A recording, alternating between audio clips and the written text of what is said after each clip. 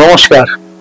আমরা 1 ডিসেম্বর আমরা জাস্ট কাটালাম এবং বিশ্ব এইডস দিবস নানা রকম অনুষ্ঠানের মধ্যে দিয়ে কাটালাম, বিভিন্ন প্রোগ্রামে গেলাম। তারপরে 2 ডিসেম্বর আসছে, 3 ডিসেম্বর পরপর চলবে। আমরা 1 ডিসেম্বর বিশ্ব এইডস দিবসে অনেক কিছু শুনলাম, কিন্তু আমরা আমাদের ভ্রান্ত ধারণাগুলো কতটা দূর করতে পারলাম। রোগকে ঘৃণা করো, রোগীকে নয়, এই যে একখানা বহুল প্রচারিত কথা আছে, পাপকে ঘৃণা করো, পাপীকে নয়, সেই রকম। সেই সম্বন্ধে আমরা বিজ্ঞান ভিত্তিক নিজেদের কতটা সচেতন করতে পারলাম জানি না।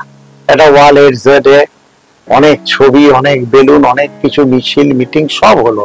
আমরা কি আদৌ নিজেদের সচেতন করতে পারলাম? এখনো তো কালো। আমার পাশের বাড়িতে যদি একটা HIV পেশেন্ট থাকে, আমি চেষ্টা করব সেখান থেকে নিজেকে দূরে রাখতে, আমার পরিবারকে চেষ্টা করব সেখান থেকে দূরে রাখতে। তার কোনো এঁটো খাবার আমরা খাবো না, ইত্যাদি ইত্যাদি নানা রকম তো চলবে। মানে একটা অস্পৃশ্য, যেন একটা এইডস রোগী হচ্ছে সম্পূর্ণ অস্পৃশ্য, অসুচি, সমাজের যেন একটা প্রান্তে পড়ে থাকবে। তাহলে আমার এবার বিজ্ঞান ভিত্তিক ধারণাটাতে আসি। কেমন? HIV, প্রথম জিনিসটা HIV। আমরা শুনি HIV-1, HIV-2, আবার এইডস। আরে ব্যাপারটা কি হয়েছে?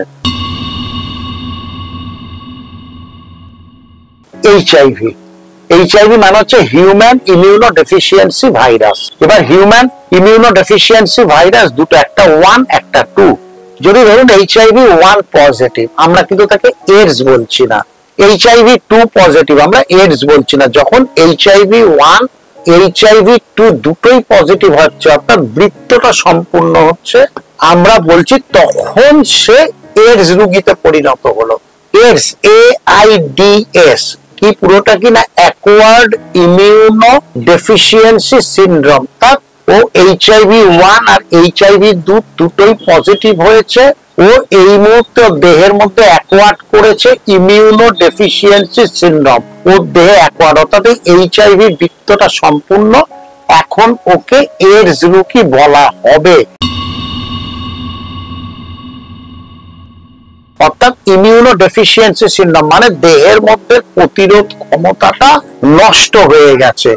যে কোনো রকম অসুখে ওরা অনেক বেশি আক্রান্ত হবে, মৃত্যু পর্যন্ত যাবে। এইটাই তো, তার দেহের যে প্রতিরোধ ক্ষমতাটা সেটা নষ্ট হয়ে যায় যখন HIV-1 HIV-2 দুটোই পজিটিভ হয়। তাহলে HIV আর এইডস এর মধ্যে পার্থক্যটা বুঝলেন? HIV-1 আর HIV-2 অর্থাৎ হিউম্যান ইমিউনো ডেফিসিয়েন্সি ভাইরাস, এই দুটো ভাইরাস 1 ভাইরাস 2 যখন একসঙ্গে দেহের মধ্যে বাসা বাঁধে, তখন ওটাকে আমরা শিলমোহর মারছি যে এইবারও এইডস রোগী হিসেবে পর্যবসিত হলো।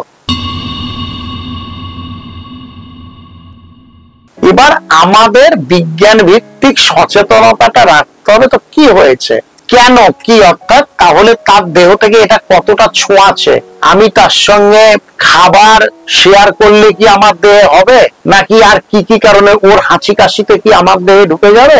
এই ভাইরাসটা কি রকম, এই ভাইরাস বহন করে কি কি? 1 নম্বর, যে ওই দেহের কি কি অংশ থেকে এই ভাইরাসটা বেরিয়ে আসে। স্যালাইভা অর্থাৎ লালার মধ্যে দিয়ে এই HIV-1 HIV-2 টা বেরোয়। আর কিসে? রক্ত দিয়ে পরিবাহিত হয়, সোয়েট দিয়ে, ঘাম দিয়ে পরিবাহিত। তাহলে এক থালায় খেলে ওই যে খাচ্ছে, ওর লালাটা এখানে থাকলে ওই লালা যদি আমারও মিশে যায়, তাহলে আমার দেহতেও ঢুকে যেতে পারে, হতে পারে তো। আচ্ছা, তাহলে ঘাম একসঙ্গে যদি ঘামে ঘাম মিশে যায়, ওর সঙ্গে যদি আলিঙ্গন করি, ওর ঘাম আমার ঘাম মিশে গেলে তাহলে আমার দেহে তো সংক্রমিত হতে পারে তো, কারণ ওই ঘামের মধ্যে তো HIV আছে, HIV-1 and 2। এবার তাহলে পরের বিজ্ঞানে আসি। HIV-1 HIV-2 যে RNA ভাইরাস, এই RNA ভাইরাসটা যখনই এয়ারে চলে আসছে, অর্থাৎ স্যালাইভা যখন তার দেহের মধ্যে থেকে বেরোচ্ছে, তাহলে সেটা এয়ারে চলে এলো, বাতাসে চলে এলো স্যালাইভাটা। এয়ারে RNA virus HIV-1 HIV-2 RNA ভাইরাসটা বেঁচে থাকবে কয়েক ফ্র্যাকশন অফ সেকেন্ড, তার বেশি নয়। এয়ারে আসার সঙ্গে সঙ্গে সে মৃত হয়ে যায়। RNA virus very much unstable in air, সেই মুহূর্তে সে ধ্বংস হয়ে যায়, দেহের মধ্যে ঠিক থাকবে। দেহের বাইরে এলেই যখনই সে এয়ারে আসবে, RNA ভাইরাস খুব অল্প সময়ের মধ্যেই তার মৃত্যু, সে আর তার সতেজতা থাকবে না। তাহলে একটা লালা পড়লো, সেই থালায় গেল, ততক্ষণে আরএনএ ভাইরাস নিষ্ক্রিয় হয়ে গেছে, সেই থালা কারোর খেলে কিচ্ছু হবে না, সোয়েট নিষ্ক্রিয় হয়ে গেছে। অর্থাৎ আরএনএ ভাইরাসের এয়ারে তার লাইফ স্প্যানটা খুব অল্প সময়, ভীষণ ভাবে অল্প সময় বিজ্ঞানীদের মত অনুযায়ী। তাহলে একমাত্র ব্লাড ট্রান্সফিউশন, কারণ ব্লাডের মধ্যে আছে, সেটা যদি যায়, একমাত্র সেক্সুয়াল ট্রান্সফিউশন, কারণ সেক্সুয়াল ট্রান্সফিউশন মানে হচ্ছে সেখানে তার এয়ার টাচ থাকছে না সেক্সুয়াল ট্রান্সফিউশনে নিডিল, কোন রকম একটা পেশেন্টের নিডিল ভেতরে যদি তো কোনো ভাইরাস থেকে থাকে, সেই নিডিল যদি কোনো রকমের ব্যবহার করা হয়, নিডিলের মধ্যে যে থাকছে সেটা সংবাহিত হতে পারে, সংক্রমিত হতে পারে। এই রকম যেগুলো একদম ইন্টারনাল, অর্থাৎ যেখানে ভাইরাসটা কোনোভাবেই বাতাসের টাচে আসছে না, সেই জায়গার ট্রান্সফিউশনটাই একমাত্র এক দেহ থেকে আরেক দেহতে ঢুকতে পারে।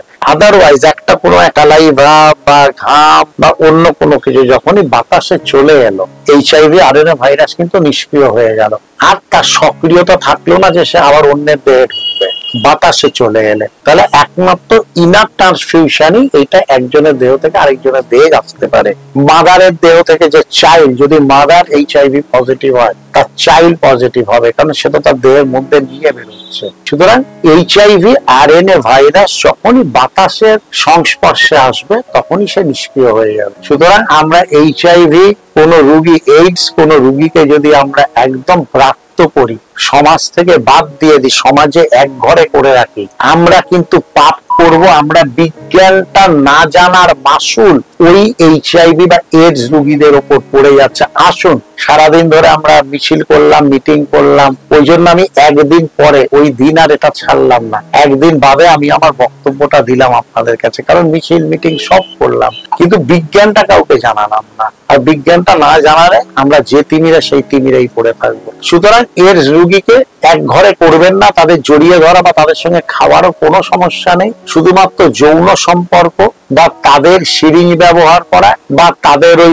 দাড়ি কামানোর জন্য এইসব ব্যবহার করার মধ্যে দিয়ে, আদারওয়াইজ এটা কোনোভাবেই আসবে না, আপনারা নিশ্চিত থাকুন। সুতরাং তারা আপনার পরিবারের লোক হিসেবেই পরিগণিত করুন। বাতাসে সংক্রমণের মানে কোনো চান্স নেই যে তার এইচআইভি আরএনএটা বাতাসে গেল আর বাতাস থেকে আপনার দেহে ঢুকে গেল, কোন রকম সম্ভাবনা নেই। আসুন, রোগকে ঘৃণা করুন, রোগীকে নয়। সবাই ভালো থাকুন, সবাই আনন্দে থাকুন, সবাই শান্তিতে থাকুন। নমস্কার।